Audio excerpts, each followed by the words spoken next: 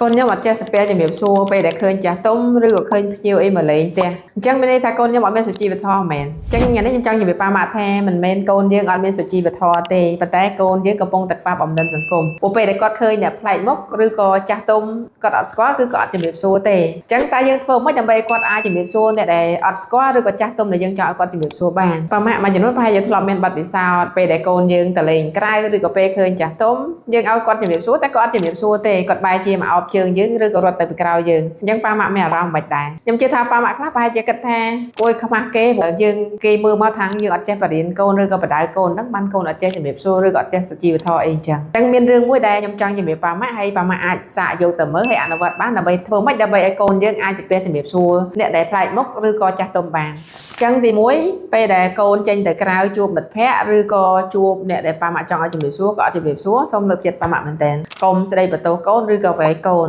សូមឲ្យប៉ាម៉ាក់រកទីតាំងណាមួយសមរម្យនិងពេលវេលាសមរម្យចាប់ដើមបញ្យល់ហេតុនិងផលដល់កូននិងលើកទឹកចិត្តពាក្យវិជ្ជមានដល់កូនដើម្បីឲ្យកូនដឹងថាអញ្ចឹងបើសិនជាកូនធ្វើវាបែបណាហើយបើកូនមិនធ្វើវាមានន័យថាម៉េចដើម្បីកូនយល់ព័ត៌មានទាំងអស់នោះសម្រាប់ទី2គឺចង់ឲ្យប៉ាម៉ាក់ប្រាប់កូនទុកជាមុនខ្ញុំជឿថាប៉ាម៉ាក់ជាទូទៅពេលដែលត្រៀមចេញទៅក្រៅគឺស្រិតតែមានកម្រងអញ្ចឹងប៉ាម៉ាក់អាចជម្រាបកូនបានឬក៏អាចប្រាប់កូនថាបើសិនជាកូនទៅក្រៅជួបមិត្តភ័ក្តិឬក៏ជួបភ្ញៀវប៉ាម៉ាក់កូនត្រូវជម្រាបសួរអញ្ចឹងពេលដែលប៉ាម៉ាក់ប្រាប់អូនទុកជាមុនគឺធ្វើឲ្យអូនបានត្រៀមខ្លួនអញ្ចឹងពេលដែលអូនទៅជួបស្ថានភាពពិតគឺអូនអាចជម្រាបសួរបានដោយសារអូនបានត្រៀមខ្លួនរួចហើយ